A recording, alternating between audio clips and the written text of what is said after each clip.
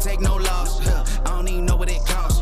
I hit the ground and I go off. Yeah, hit the ground and I go off. Yeah, I can't take no loss. I don't even know what it costs. Yeah, I hit the ground and I go off. Yeah, hit the ground and I go off. Yeah. Vítejte a pojďte se dozvědět něco o TikToku, který sledují jen v Česku přes 2 miliony lidí. Na celém světě si tuto aplikaci už nainstalovali dokonce 3 miliardy uživatelů. Možná i vy? Ale pozor, TikTok totiž nesledujete jen vy. Aplikace sleduje i vás, a to velmi pozorně. TikTok is the spy. The FBI is warning that TikTok could be a threat to national security. Some members of Congress say how the company collects personal data. The problem is that you basically give TikTok access to your whole digital life. Chinese-owned app passes information about users to the Chinese government. This is more than just about spying, Maria. It's about mass manipulation, censorship and influencing the ideology. Víte, že existují 2 verze TikToku? Jsou v něčem jiném? A proč by nás to vlastně mělo zajímat? Je to tak, TikTok pochází z Číny a původně se jmenoval Douyin. Postupně, jak začal pronikat víc do světa, se jeho názvy měnily. Od roku 2017 se přejmenoval na TikTok. Douyin si u nás ale jen tak nestáhnete. No ale pokud byste se k němu nějak dostali, tak samozřejmě kromě kosmetických detailů, jako třeba to, že byste všude měli čínský znaky, tak časem byste si všimli několika zásadních rozdílů. Pokud vám ještě nebylo 14, tak v Číně byste se na čínský TikTok mohli dívat jenom 40 minut denně. Od 10 večer do 6 ráno byste aplikaci nespustili vůbec. A hlavně místo videí s taničkami a challengemi by vám čínský TikTok nabízel hlavně videa o tom, jak je vaše země skvělá, jak si zlepšit fyzičku, jak si doma dělat zajímavé chemické pokusy nebo jak fungují fyzikální zákony. Nuda, říkáte si? Možná. Asi to ale nebude úplně náhoda, že ve vlastní zemi chce čínský stát svoje obyvatelstvo spíše vzdělávat. Za to v zahraničí nechají aplikaci doporučovat videa o tom, jak se 9leté děti snaží pro srandu uškrtit.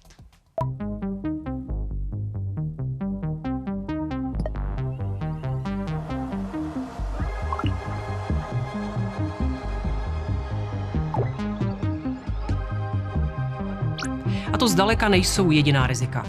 Pojďme se zeptat odborníků, co všechno o nás aplikace TikTok ví. TikToku platíme svými daty. Číně je totiž úplně jedno, jestli je nechcete dát. Napsala si totiž zákony tak, že si je vezme i bez vašeho souhlasu. Počkej, jak jako? Chce se stát nejsilnější zemí světa. A informace je to nejdůležitější, co k tomu může získat. I ty vaše. Proč je problém, že jsou data, která TikTok nazbírá, ukládaná v Číně? A proč by nám to mělo vadit, že jde o čínskou společnost, která aplikaci vlastní? Dáváte jim všechny své kontakty, historie surfování, jaké aplikace používáte, nebo svoje otisky prstů. A když si třeba skopírujete heslo, uloží si jej také. To je, jak kdybyste si šli udělat klíč a rovnou ho dali zlodějům, co vás přijdou vykrást. Co s tím? Tedy zakázat TikTok? Udělal už to někdo? V Česku by si podle vydaného varování měly všechny tato rizika zanalyzovat a vyhodnotit hlavně státní instituce. To ale neznamená, že varování neplatí i pro vás. Co když jednou budete premiérem nebo ministryní zahraničí? To už vám nebude jedno, co o vás kdo ví. A co o sobě komu sdílíte, je důležité už teď. A jak je to s TikTokem jinde? Třeba unijní instituce od letošního února nesmí TikTok používat na vládních zařízeních. Rakousko a Francie přistoupili k úplně stejnému kroku. Dohnali je k tomu obavy z nedostatečných opatření pro zabezpečení jejich dat. Důvodů je ale mnohem víc. Tchaj-wan se obává dezinformačních kampaní, Indie nechce odesílat data do Číny bez jakékoliv kontroly a pro Kanadu jde o nepřijatelné riziko pro bezpečnost státu a soukromí jejich občanů. Denně TikTokáři stráví sledováním této platformy až 1,5 hodiny svého času. Tedy přes 10 hodin týdně a více jak 45 hodin měsíčně. Tak dále a tak dále. Tedy fůra času. Proč se od TikToku nemohou odtrhnout?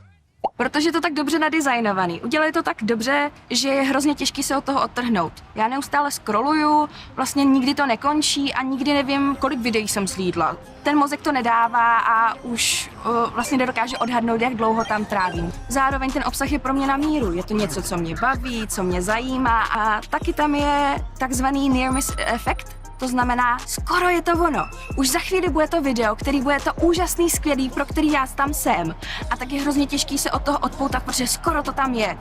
A ve chvíli, kdy tady jenom takhle pasivně scrolluju a vlastně nic jiného nedělám, tak je hrozně těžký potom přejít do toho offlineu a cítím se vlastně blbě, cítím se hůř, než jsem se cítila předtím a může to být i o tom, že mám výčitky, že jsem se nestačila tolik naučit nebo jsem měla jít už dávno spát a tak to mě přispívá úplně naší pohodě.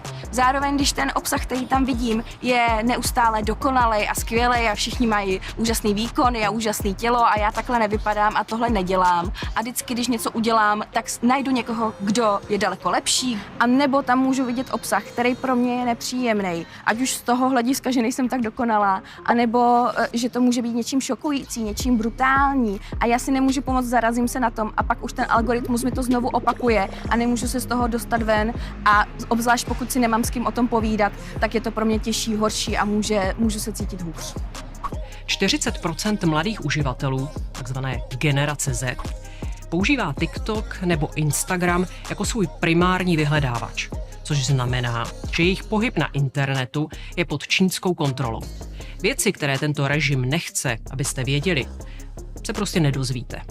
Takže nesledujte, co vám povolí čínští soudruzi, ale najděte si informace, kterým můžete věřit. Nebuď tiktouš, buď chytrouš.